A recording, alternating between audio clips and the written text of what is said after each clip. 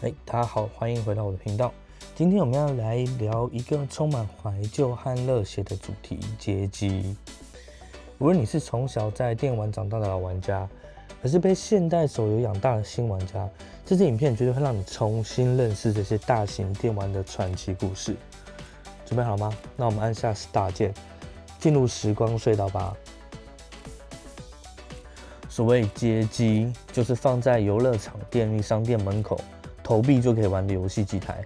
它的核心定义呢，就是以商业营运为目的，透过专用的硬体架构提供一种或是多种的游戏内容。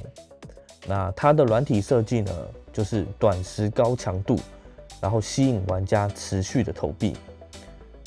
而真正让街机风靡全球的，当属80年代日本厂商推出的小精灵、大金刚，还有快打旋风。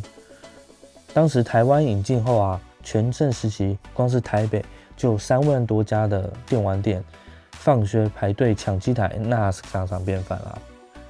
不过好景不长，90年代后期，因为赌博电玩混入街机厅，导致政府祭出距离学校1000公尺内不可以设店的铁腕政策，加上家用主机的崛起，街机可以说是瞬间没落。目前只剩下日本还有部分地区街机文化依然存活着。那如果要说到音乐类型的街机，你会想到什么呢？是洗衣机麦麦、DDR、丘比特，还是太鼓达人呢？今天要分享一下年轻的时候在 Genshin 一定要玩的人气音乐街机，也是一个时代的眼泪 ——Rock Fever 节奏 DJ。你知道全球第一台华语流行音乐街机是台湾做的吗？1999年，庆向电子推出 Rock Fever 滚石 DJ， 从此改写音游历史，不用再听日文歌，蔡依林、五月天的歌直接就可以在机台上玩到啦。另外，这台街机最狂的是踏板的设计，玩家要同时手按7颗按键，脚踩踏板，根本就是全身运动。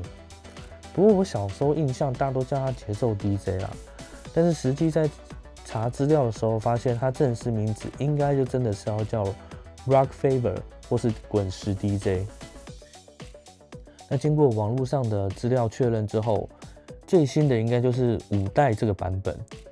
那当然还有一些穿插在中间的什么3.5代或什么特别版那些可能我就没有特别去研究了。这个游戏的特色就是有收录华语的流行音乐为主，主要受众呢就是中文玩家。你要想在那个哈日哈韩的年代，在汤姆熊这类的游戏中心，能听到中文的音乐街机游戏，真的是酷到不行。然后随着电音节奏放手拍打键盘 ，biang biang biang， 哇，那真的是很爽很舒压。那游戏玩一次，我记得行情价大概是8万1，不是，大概是20-30块就可以玩3到4首歌。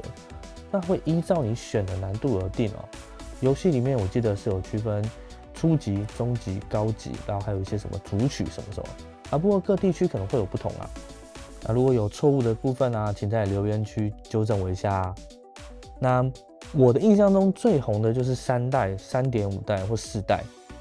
然后它的音乐风格都是以电音为主。另外，这个游戏不得不提的是，除了在难易度选择上面，你可以选择图线或是隐藏游标等等。另外一个很大的特色就是可以设定个人化的游标。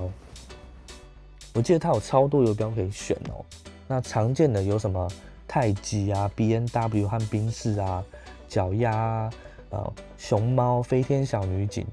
不过我跟你说，你千万不要小看这个游标你要靠它懂读谱。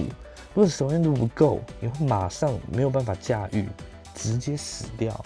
所以练自己擅长专门的游标是非常屌的一件事。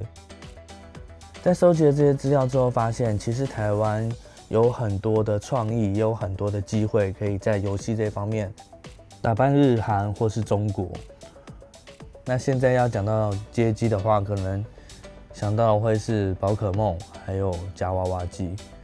其实这也没什么好坏对错，就只是说某一部分的游戏和那个辉煌年代会成为一部分人的珍贵记忆、致青春。那最后，如果你有什么想聊的，或是你觉得非常怀念、非常美好的一些游戏或是一些经验想跟我们分享的话，欢迎在留言区告诉我。如果喜欢今天内容，也不要忘记按赞、订阅我的频道，开启小铃铛。我们下次见，拜拜。